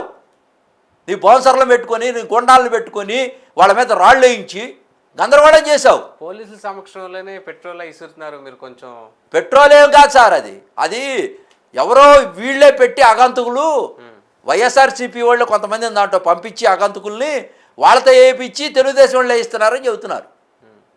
అంబటి రాంబాబు ఇంటి మీద కూడా వైసీపీ వాళ్ళు దాడి చేసుకున్నారని చేశారండి. వైసీపీ వాళ్ళే దాడి చేసి అన్ని పగలగొట్టేసి విధ్వంసం సృష్టించి తెలుగుదేశం వాళ్ళు చేశారని చెప్పారు. అరుపులేమో మాయి, అసలు విషయాలు చేతలన్నీ రౌడీజం కార్యక్రమాలన్నీ వాళ్ళకి బాగా నేర్పరితనం ఉంది. జగన్ పార్టీలో అందరూ డ్రామా కంపెనీలో ఆర్టిస్టులు, మాకు అంత లేదు. తెలుగుదేశం వాళ్ళకి మేము అరుస్తాం, మాట్లాడతాం, ప్రశ్నిస్తాం, అవి కనపడతాయి టీవీల్లో. కానీ ఈ దాడి చేసే వాళ్ళంతా కూడా మాఫియో. వాళ్ళు వైసీపీ ఒకటి పెట్టుకుంటుంది డ్రామా కంపెనీ, ఎక్కడెక్కడ ప్రోగ్రాంలో పెట్టుకుంటుంది. అక్కడ మహిళా ఎమ్మెల్యే గల్లా మాధవి నేరుగా అవును వెళ్ళింది, తప్పేముంది? నిరసన తెలియజేసింది, ప్రజాస్వామ్యతంగా మాట్లాడింది టీవీలతో, తప్పేముంది దాంట్లో? మా వాళ్ళని మేము ప్రొటెక్ట్ చేసుకోవాలి కదా. ఇప్పుడు నువ్వు ఆ రాంబాబు అనేవాడు ఎక్కడికి వెళ్ళాడు? మాట్లాడచ్చా? అట్లా దాడి చేయొచ్చా? దెయ్యాలు వేదాలు వల్ల ఇచ్చినట్టుగా. అదే రాజకీయాల్లో అది కరెక్టా? నీ ఇంటి దగ్గరికి వస్తే ఒకటను, నువ్వైతే వేరే వాళ్ళ ఇళ్ళ మీదకి పోవచ్చా? ఎక్కడికైనా పోవచ్చా? యథేచ్ఛగా ఎట్టబడితే అట్ట మాట్లాడచ్చా? అది కరెక్ట్ కాదు కదా. నీ దాకా వస్తేనేమో ధర్మమా? It's not correct. మేము ఎప్పుడు కూడా శాంతియుతంగా, ప్రజాస్వామ్యయుతంగా అధికారంలో ఉన్నాం. మాకు అవసరం లేదండి. కావాలంటే జగన్మోహన్ రెడ్డిని ఇప్పటికి అరెస్ట్ చేయలేమా? ఏదో ఒకటి మేమే వాంటల్ని చేయాలనుకుంటే ధైర్యం చేయలేకపోతున్నా. ధైర్యం కాదు, తప్పు. చంద్రబాబు నాయుడు రాజకీయ ధైర్యం. చంద్రబాబు నాయుడు గారు ఎప్పుడూ దాని గురించి ఆలోచించడం. రాజకీయాల్లో ఒక పరిపాలన చేసినప్పుడు ప్రజాస్వామ్యంలో కొన్ని లోటుపాట్లు ఉంటాయి. అది నేరంగా భావించి జైల్లో పెట్టించడం అది జగన్మోహన్ రెడ్డికే తెలుసు. స్కిల్ కుంభకోణం జరిగింది, నాసిరకం వస్తువులు కొన్నారు, అవన్నీ చంద్రబాబుకు తెలిసే జరిగాను కదా సార్ అరెస్ట్ చేసినప్పుడు. ఇప్పుడు కూడా మీరు అసలు తెలిస్తే కేసు ఏమైపోయిందండి? ఏది? మీరు అధికారంలోకి వచ్చారు కాబట్టి అధికారం, కోర్టులు అధికారాన్ని నిలవు కదండి. కోర్టుల్లోకి వెళ్ళాక ప్రభుత్వంలో ఉంటే ఓకే, పోలీసులు కేసు బుక్ చేసేదాకా అధికారం ఉపయోగించవచ్చు అంటారు. నాకు తెలియదు, కానీ ఆ తర్వాత కోర్టులోకి వెళ్తే నిలబడాలి కదా, దాంట్లో సాక్ష్యాలు కావాలిగా. మరి అది ఏ గవర్నమెంట్ ఉన్నా సాక్ష్యాలు లేకపోతే వాళ్ళు గవర్నమెంట్కి ఫేవర్గా చేయరు కదా. తెల్లారు లెగిస్తే మాదిగాని గురునాథన్ దగ్గర నుంచి లోకేష్ అయినా, చంద్రబాబు అయినా, పార్టీ నాయకులు అందరూ కూడా జగన్మోహన్ రెడ్డి అవినీతి చేశాడు, ఏవో దోచుకున్నాడు, లిక్కర్ స్కామ్లో ఆయనకి ఇంటికి వెళ్ళి అన్నీ చెప్తారు. కానీ జగన్మోహన్ రెడ్డి ఇప్పటివరకు ఎందుకు టచ్ చేయలేదు? ఎందుకు టచ్ చేయలేదంటే కారణాలు ఉన్నాయి. ఇంకా అక్కడ దాకా వెళ్తూ ఉంది, తాడేపల్లి ప్యాలెస్ వైపు చూపిస్తూ ఉన్నాయి. ఇంకా సాక్ష్యాలు కావాలి కదా సిట్టుకి. ఒక సీఎంని అభియోగాలు మోపేటప్పుడు చాలా పకడ్బందీగా చేయాలి కదా. సిఐడి కానీ, సిబిఐ కానీ, ఏసీబీ కానీ సాక్ష్యాలతో ఈడకలాగా ఏదో ఒకటి మోపేసి 53 రోజులు జైల్లో పెట్టి అధికారం పోగొట్టుకోం కదా. అది కాదు కదా, రేపు కోర్టులో నిలబడాలి కదా. ఇప్పుడు మీరు పెట్టినవన్నీ కోర్టులో ట్రాష్ అయిపోయినాయి, క్లోజ్ అయిపోయినాయి. ఎందుకు అయిపోయినాయి అంటే దాంట్లో పసలేదు, అరెస్ట్ చేసేదాకా చేయగలిగారు మీ ప్రభుత్వం ఉంది కాబట్టి. మేము అరెస్ట్ చేయదలుచుకోవట్లా, జైల్లో పెట్టదలుచుకోవట్లా. మేము రియల్గా ఏదైతే ఉందో దాన్ని ప్రజెంట్ చేయాలనుకుంటాం, సమాజంలోకి తీసుకెళ్లాలా, కోర్టుల ద్వారా న్యాయం జరిగే విధంగా చేస్తాం. ప్రజల సొమ్ము ఎవరు తిన్నా సరే ఆడు బయటికి తీయాల్సిందే. ఒక జగన్మోహన్ రెడ్డి అనే కాదు, ఎవరు తిన్నా సరే బయటపడతారు. ఇప్పుడు డిఎస్సీలో అక్రమాలు జరిగాయి కాబట్టి రేపు వైసీపీ అధికారంలోకి వచ్చిన తర్వాత చంద్రబాబును ఏ విధంగా అయితే జైలుకు పంపించారో డిఎస్సీలో అక్రమాలకు బాధ్యుడైనటువంటి లోకేష్ను కూడా అదే విధంగా అలాంటి పరిస్థితి వస్తుందని వైసీపీలో అంటున్నారు. బురద జల్లుతూ ఉంటారు సార్, మేము అవన్నీ కడుక్కుంటూ ఉంటాం, సహజం. అసలు అక్కడ ఏమీ లేదు. ఏదో నిప్పుంటే కదా పొగ రావటానికి, అసలు నిప్పే లేదు, పొగ ఎక్కడి నుంచి వస్తుంది? సూపర్ 6 గురించి చెప్పండి.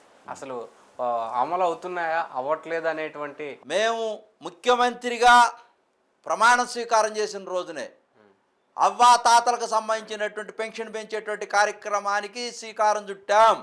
65 లక్షల మందికి దాదాపుగా 3,000 కోట్ల రూపాయలు ప్రతి నెల 1వ తారీఖుకి 500 రూపాయలు, అంటే 2 నెలలది పెంచి 6,000 7,000 ఇస్తూ ప్రతి నెల పెంచే విధంగా 3,500 రూపాయలు ఇస్తున్నట్టుగా పెన్షన్ సంతకాలు పెట్టాం. 2 మెగా డిఎస్సి ప్రతి సంవత్సరం ఇవ్వాలా 16,775 అని సంతకం చేశాం, ఇచ్చాం. ల్యాండ్ టైటిలింగ్ యాక్ట్ రైతులకు ఏదైతే ఇబ్బంది కలిగి 200 కోట్ల రూపాయలు ఖర్చు పెట్టి జగన్మోహన్ రెడ్డి గారు బండల మీద పేర్లు చెక్కించుకున్నాడో, ఏదైతే బోర్డర్స్ వేసేటువంటి వాటి మీద బుక్కుల మీద లైట్ టాటింగ్ అది క్యాన్సిల్ చేశాము. 4 రైతులకి ఏదైతే సబ్సిడీల మీద వడ్డీ రుణమాఫీ చేశాం. అదేవిధంగా 1,700 కోట్ల రూపాయలు. అదే ఏదైతే మేము మాట ఇచ్చామో ఎన్టీఆర్ అన్న క్యాంటీన్లు పెడతామని చెప్పి అన్న క్యాంటీన్లు ఇచ్చాం. మహిళలకి ఉచిత బస్సు ఇస్తానన్నాం, ఇచ్చాం. 3 బల్బులు 3 సిలిండర్లు ఇస్తానన్నాం, మహిళలకి 3 సిలిండర్లు ఇచ్చాం. 2 ఏళ్ళలో ఒకసారి ఇచ్చారు. 1,500 రూపాయలు ఇస్తామన్నారు, అది ఇంకా అమలు కాలేదు. అది యువతకి నిరుద్యోగ భృతి కింద 1,500 ఇస్తానన్నాం, అది ప్రాసెస్లో పోతా ఉంది. మేము అమ్మఒడి ఈ అమ్మఒడి జగన్మోహన్ రెడ్డి తెచ్చిన పేరు అది, తల్లికి వందనం ఇవన్నీ మార్చి ఇంట్లో ఎంతమంది ఉంటే అంతమందికి 15,000 రూపాయల చొప్పున అందరికి ఇస్తాం. సార్ ఇప్పుడు అక్కడ ఆయన ఒక్కళ్ళకే ఇచ్చాడు ఇంటికి. మీరు రెగ్యులర్గా పార్టీ కార్యక్రమాల్లో పాల్గొంటారు, ప్రతిరోజు రాజకీయమే చేస్తారు, ఏ పని చేయరు నాకు తెలుసు. మీరు కూడా అమ్మఒడి అన్నారంటే అమ్మఒడి బదులు అమ్మఒడి ఒకటి ఇచ్చాడు, నేను గుర్తు చేస్తున్నాను. ఓకే, వందనం అనేది తల్లికి వందనం అనే దాంట్లో మేము ఎంతమంది ఉంటే అంతమంది ఒక ఇంటికి 80,000 కోట్ల రూపాయలు వచ్చినాయి. సార్ 2 కీలకమైన పథకాలు అమలు కావట్లేదు, మీ దృష్టికి తెస్తున్నా. ఒకటి 1,500 రూపాయలు ప్రతి నెల ప్రతి మహిళకు ఇస్తామన్నది ఒకటి అమలు కావట్లేదు. రెండోది గ్యాస్ సిలిండర్కి సంబంధించి 2 ఏళ్ళు ఒకసారి ఇచ్చారు, మరోసారి ఇంకా అది ఇవ్వలేదు, ఎప్పుడు ఇస్తారో తెలియదు. ఈ 2 పథకాలకు సంబంధించి మధ్యలో మహిళల్లో కొంత అసంతృప్తి అయితే అసమ్మతి లేదండి. నేను ఫ్రీగా మేము ఇప్పుడు ఈ రోజున ఆర్టీసీలో మొత్తం బస్సులన్నీ కూడా ఆక్యుపెన్సీ రేటు పెరిగింది, ఫ్రీక్వెన్సీ పెరిగింది, గ్లోబలైజేషన్ స్టేట్ అంతా కూడా బాగా పెరిగిపోయింది. అందరూ వ్యాపారాలు చేసుకుంటున్నారు, ఎక్కడెక్కడ ఏ వస్తువులు దొరికితే ఆ వస్తువులు తెచ్చుకొని ఇక్కడ వ్యాపారం చేసుకుంటున్నారు. చేతి వృత్తుల వాళ్ళు, స్కిల్ డెవలప్మెంటు, మహిళల్లో ఫ్రీక్వెన్సీ పెరిగింది. దాదాపుగా మేము ప్రతి రోజు ఒక 10 కోట్ల రూపాయలు జమ చేస్తూ ఉన్నాం, గవర్నమెంట్ డబ్బులు. ఏది వాళ్ళ టికెట్ల రూపంలో ఏదైతే ఉందో 10 కోట్ల రూపాయలు జమ చేస్తూ ఉన్నాం. ఎవరికి? ఆర్టీసీకి. మరి ప్రతి నెల ఎంత అవుతుందండి? 30 రోజులకి 30 పదులు 300 కోట్లు. 300 కోట్లు మేము జమ చేస్తూ ఉన్నాం. అంటే 300 కోట్లు అంటే మామూలు డబ్బులు కాదు కదా. మరి మహిళలకి ఇచ్చాం కదా సూపర్ 6లో. మరి ఇవన్నీ కూడా మీరు చెప్పిన 2 మిగిలిపోయినాయి అన్నారు, ఇవన్నీ మేము కవర్ చేస్తున్నాం. స్కిల్ డెవలప్మెంట్ పెడుతున్నాం, యువతను మొత్తం కూడా తీసుకొస్తూ ఉన్నాం. అక్కడ వాళ్ళ స్కాలర్షిప్లు ఇస్తూ ఉన్నాం. 23 లక్షల మందికి ఎంప్లాయ్మెంట్ జనరేట్ చేస్తూ ఉన్నాం. దానికి తగ్గట్టుగా ఒక పెద్ద కంపెనీలు తీసుకొచ్చాం. ఎవ్రీడే మెగా జాబ్ మేళా జరుపుతున్నాం, ప్రతి కాన్స్టిట్యున్సీలో జరుగుతున్నాం, ప్రతి నెల పెడుతున్నాం. కొన్ని వేల మనం విజయవాడలో కేశినేని చిన్ని గారు ఫౌండేషన్ ద్వారా మేము ఇప్పటికి 4 మెగా జాబ్ మేళాలు పెట్టాం. కేశినేని చిన్ని గారి పేరు వచ్చింది కాబట్టి అడుగుతున్నా. ఆయన ఫస్ట్ టైం ఎంపీ, గతంలో వ్యాపారవేత్త, కేశినేని నాని గారి సోదరుడు, అలా స్టేట్ అందరికీ తెలుసు. క్రికెట్కి సంబంధించి కూడా ఆయన బాధ్యతలు చూస్తున్నారు. అయితే ఆయనపై ఎందుకు తరచూ ఏదో ఒక వివాదం, ఏదో ఒక కాంట్రవర్సీ ఆయన గురించో, ఆయన పిల్లల గురించో, ఆయన వ్యాపారాల గురించో, పార్లమెంటుకి సంబంధించి అక్కడి ప్రజలు కానీ అక్కడి మనుషులు ఏమనుకుంటారు? అసలు చిన్ని గారి పొలిటికల్ లైఫ్ స్టైల్ ఎట్లా ఉంటుంది? చిన్ని గారు పేదల పక్షాన ఉంటాడు సార్. హ్మ్. It's very clear. ఓకే. మేమందరం కూడా అతను హక్కును చేర్చుకుంటున్నాడు. మాకు అగ్రపీఠం వేస్తూ ఉన్నాడు. దాంతో వాళ్ళు అసూయ, ద్వేషం, కక్ష, కార్పణ్యంతో ఇతను ఎదిగిపోతున్నాడు, బలపడిపోతున్నాడు ఈ జనంలో.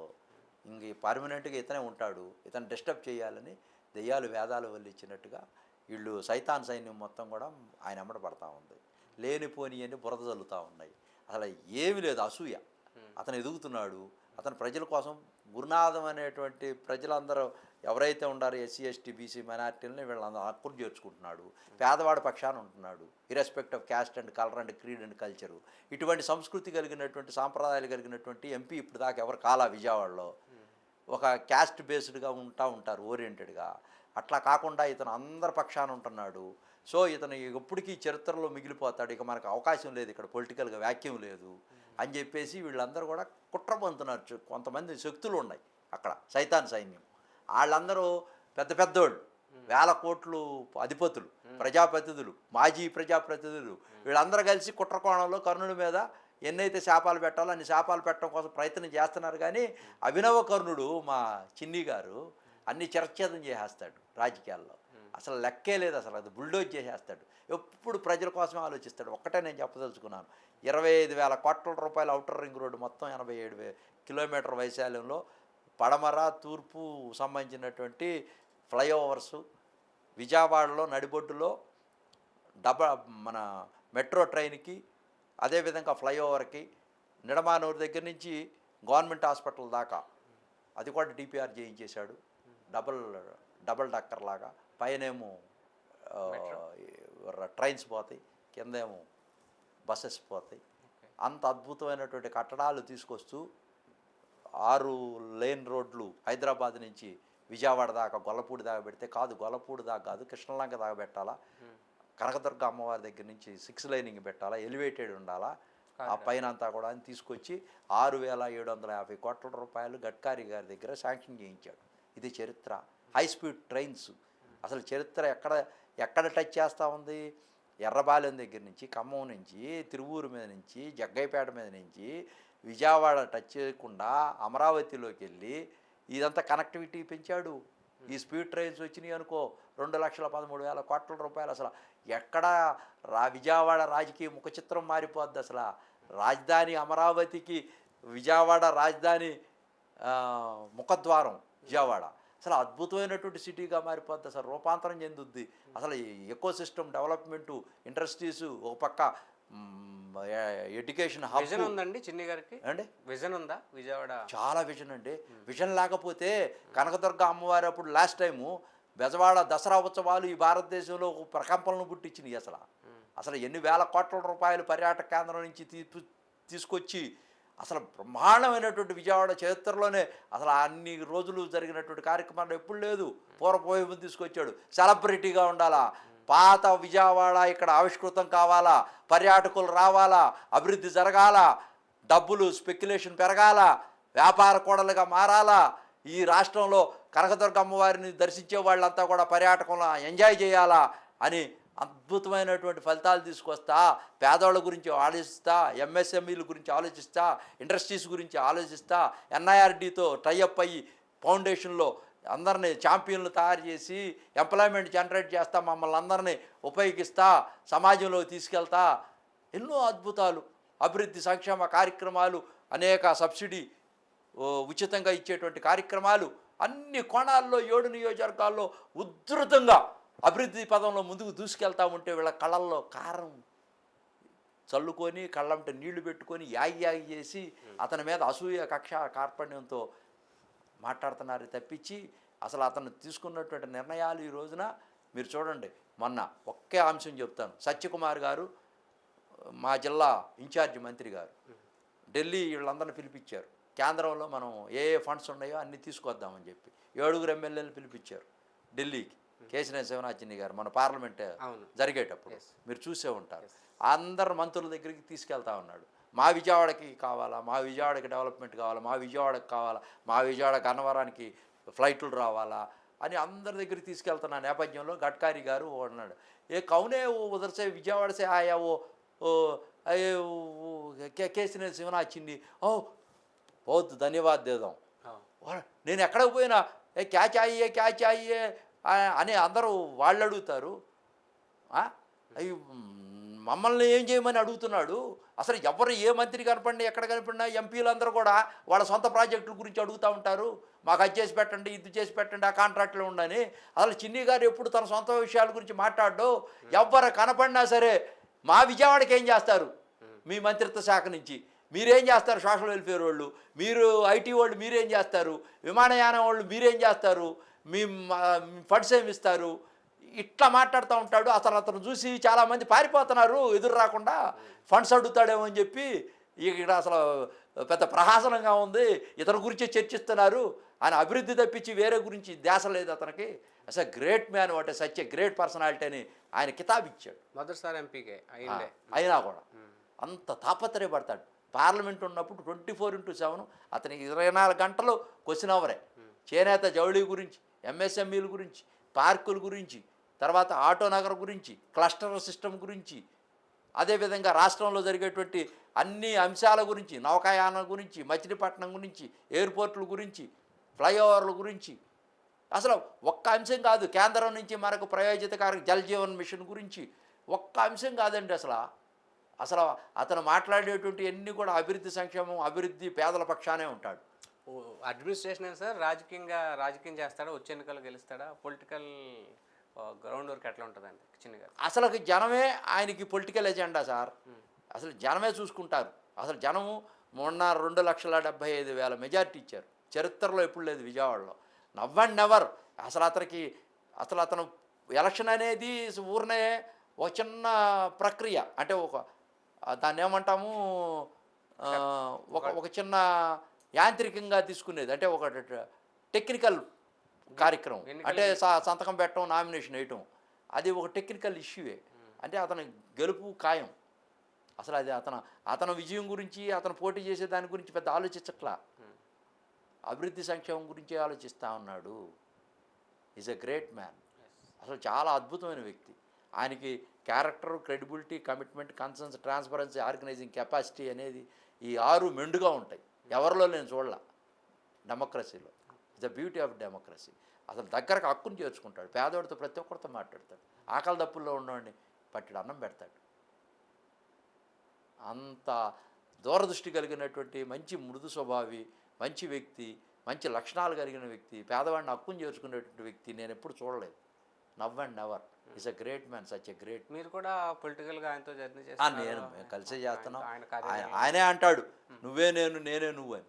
అసలు ఎవరంటారు ఇంత పెద్ద మాట? ఎప్పుడు అనలా, ఎవరనలా. నేను ఓపెన్గా చెప్తున్నా, గురునాథు నువ్వే నేను, నేనే నువ్వు అంటాడు.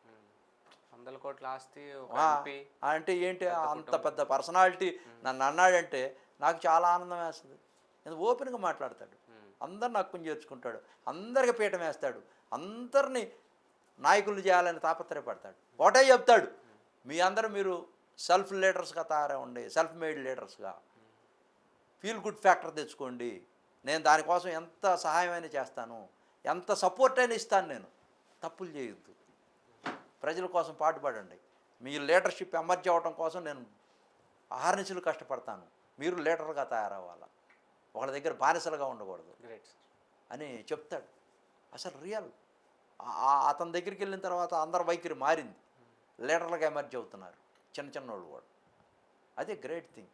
అంటే ఒక రాజకీయ నాయకుడు అనేవాడు నాయకులను తయారు చేసేటువంటి భావాజాలం, ఆ యొక్క పాఠశాల ఉండాలి. చాలామంది మర్రి చెట్టు కింద పిలకలు కూడా రావు. అది అట్ట కాదు. ఆయన కార్ఖానా, రాజకీయ కార్ఖానాలో